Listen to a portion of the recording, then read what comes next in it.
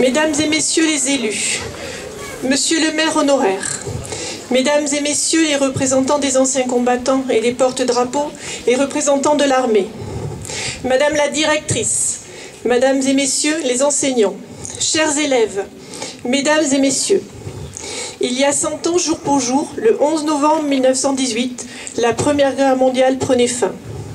C'est avec une certaine émotion que je me trouve aujourd'hui parmi vous, afin de commémorer ensemble devant notre monument aux morts le centenaire de l'armistice 1918.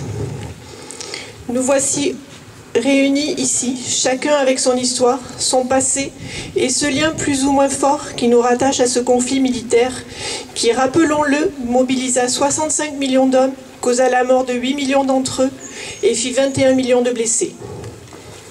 Les événements et manifestations, spectacles organisés cette semaine à Saint-Morion nous permettent de nous souvenir, mais surtout de partager ensemble ces moments et célébrer la paix comme l'ont toujours souhaité les anciens combattants. Cette semaine de commémoration a commencé mercredi dernier avec l'exposition L'Encrier du Poilu, présentée dans la salle du conseil municipal.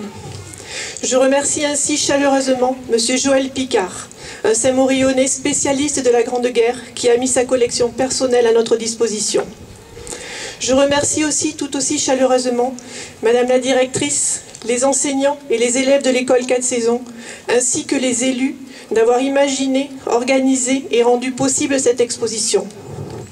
Je vous encourage à venir découvrir une salle du conseil remplie d'objets, de lettres, d'articles de journaux, de photos, de souvenirs et d'émotions qui nous plongent totalement 100 ans en arrière.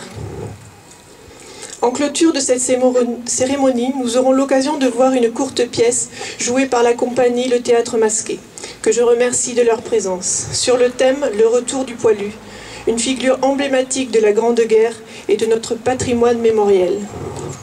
La mobilisation et l'investissement des uns et des autres, votre présence aujourd'hui, ainsi que celle de vos enfants, de vos petits-enfants à cette journée de commémoration, représente un symbole fort d'union pour Saint-Morion.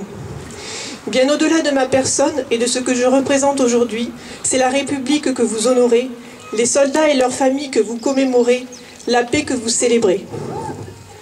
Je vais laisser place à M. Jean-Marc Heinz, premier adjoint, qui va vous lire le discours officiel du président de la République.